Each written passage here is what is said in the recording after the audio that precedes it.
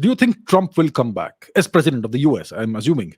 And can India and Indians really trust Donald Trump? I heard in an interview with a foreign US national security advisor that if the Chinese give him assurance on votes, he will side with the Chinese. What's my take? I don't think Donald Trump is a traitor to his country. Siding with the Chinese means betraying your own nation. I don't think Donald Trump is that sort of a person. Obviously, he has business dealings worldwide, including with China. What's wrong with that? I am sure the other side also has plenty of people, including at very high positions, who have all kinds of dealings with China. I think we know about that. I'm not going to speak about it, but I think you all know what I mean. So it's perfectly fine to have legal, legitimate business dealings with nations like China, with Russia, with India, with whoever else you want. What's wrong with that? But I do not think that Donald Trump will betray his nation in exchange for an assurance of votes. When so I don't know what interview you're talking about. I'm not sure which NSA you're referring to.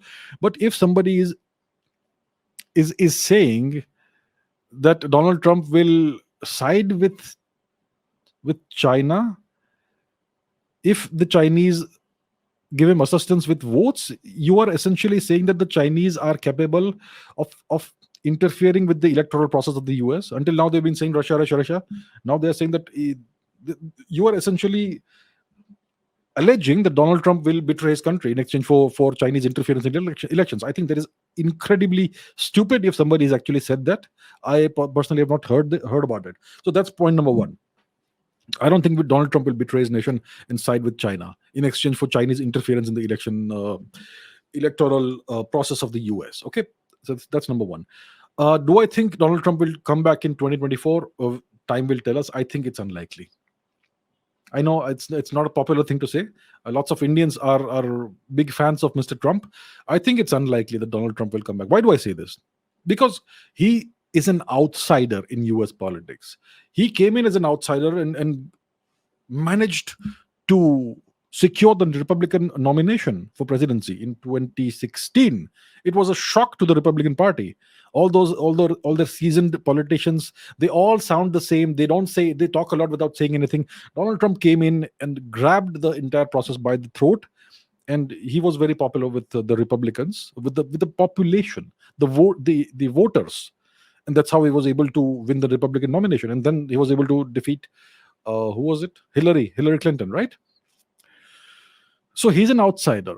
There are people within his own party who don't like the fact that this businessman, this business tycoon, came in and shoved them all aside and became so popular. And he has plenty of opponents within his own party. And secondly, the overall electoral system in the US, whether it's Republicans or whether it's Democrats, they both hate him. It's a bipartisan dislike of Donald Trump. They don't want this sort of thing to ever happen again. That an outsider, a non-politician, manages to enter politics and wins. It's bad for business. Politics is deeply linked to business and money.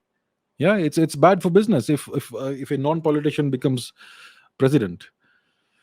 So Donald Trump, we know he has already announced his candidacy for the 2024 Republican nomination for presidency.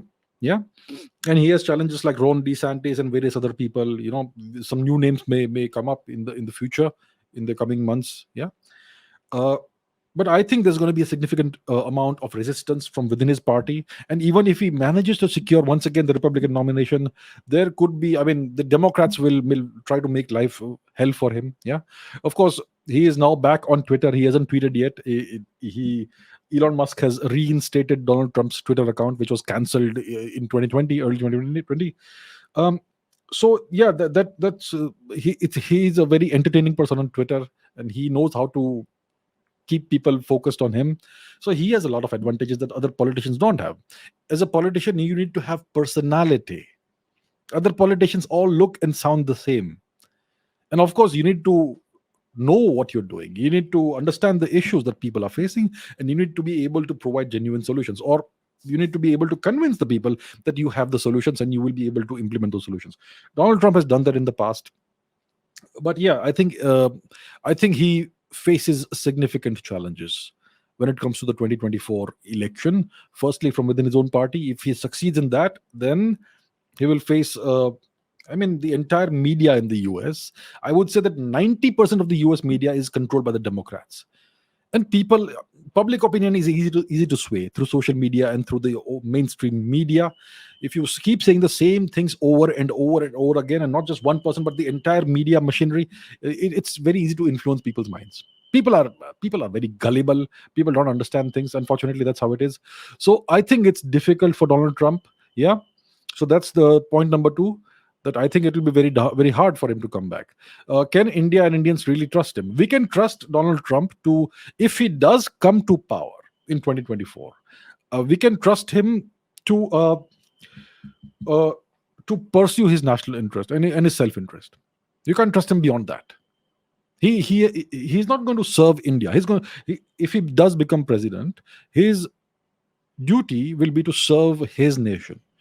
America first, like he says, make America great again. That's always been his campaign slogan. That's always been his platform, his plank, that I'm here to make America great again.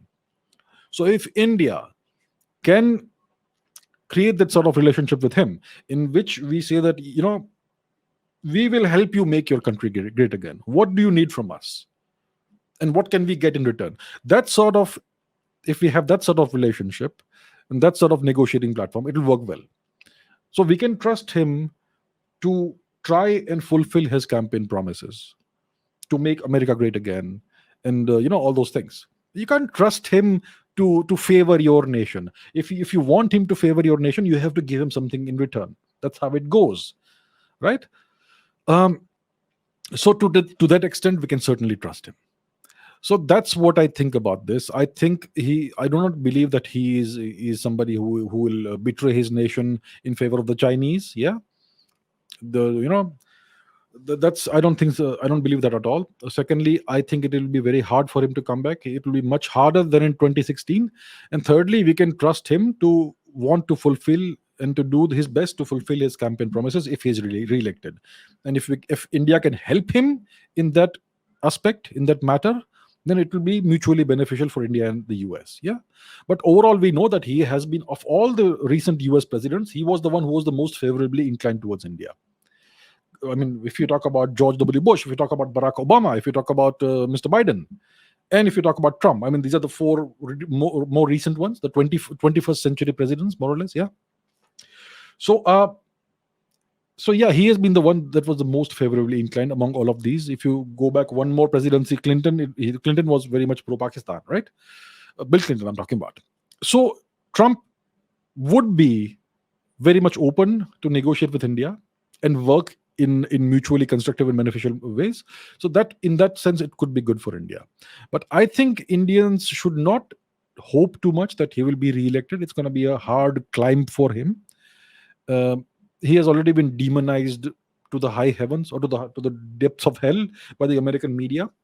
But of course, he was able to win the Twitter poll whether he should be reinstated or not. So that he does seem still to have a lot of popularity. He still is the biggest face in the Republican Party.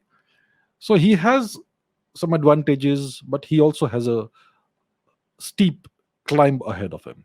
So that's where it is. And let's see how it goes. But we should always keep our options open.